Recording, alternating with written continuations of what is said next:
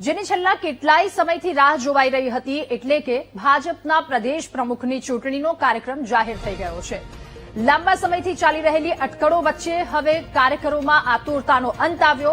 આવતીકાલે 3 ઓક્ટોબરના રોજ ગુજરાત રાજ્યના પ્રદેશ પ્રમુખ અને રાષ્ટ્રીય પરિષદના સભ્યોની ચૂંટણી પ્રક્રિયા કરવામાં આવશે। સવારે 11 વાગ્યાથી 2 વાગ્યા સુધી ફોર્મ સ્વીકારવાની પ્રક્રિયા થશે।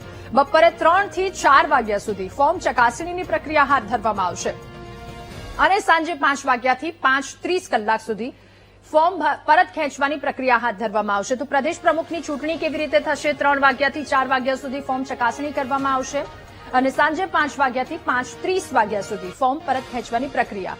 4 ઓક્ટોબરના રોજ સવારે 10 થી 11 વાગ્યા સુધીમાં નવા પ્રદેશ પ્રમુખને લઈને મતદાન કરાશે।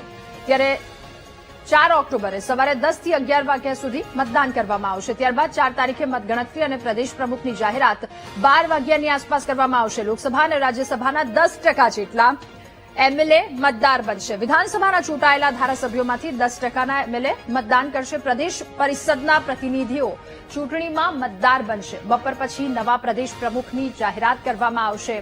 ત્યારે પ્રદેશ પ્રમુખની ચૂંટણી કેવી રીતે થાય એ તમામ વિગતો એક જ ફોર્મ ભરાયું હશે તો એ બિનહરીફ પ્રમુખ તરીકે તેમનું નામ જાહેર કરવામાં આવશે।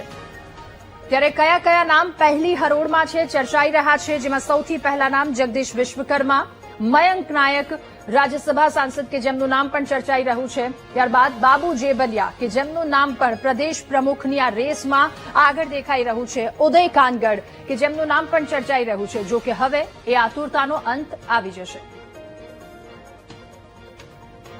પ્રદેશ ભાજપના અધ્યક્ષની અને જે કંઈ રાષ્ટ્રીય પરિષદના સભ્ય છે એમની ચૂંટણી અને મતદાર યાદી ડિક્લેર કરવામાં આવી છે। આવતીકાલે જે કંઈ ફોર્મ ભરવાની પ્રક્રિયા થશે અને 4 તારીખના એ જે કંઈ મતદાન એટલે ડિક્લેર કરવાની તારીખ 4 તારીખ છે। કેટલા મતદારો છે જે મતદાન કરશે અને ખાસ પ્રક્રિયા કયા પ્રકારની રહેવાની છે 2 દિવસ? એટલે 292 મતદારો છે। એટલે અમારા પ્રદેશ પરિષદના સભ્યો હોય, રાષ્ટ્રીય પરિષદના સભ્યોની પણ ચૂંટણી થવાની છે અને પ્રદેશ પરિષદના સભ્યો અને જે કંઈ પાર્ટીનો જે કંઈ નિયમ છે, જે જોગવાઈ છે એ પ્રમાણે મતદાન થશે।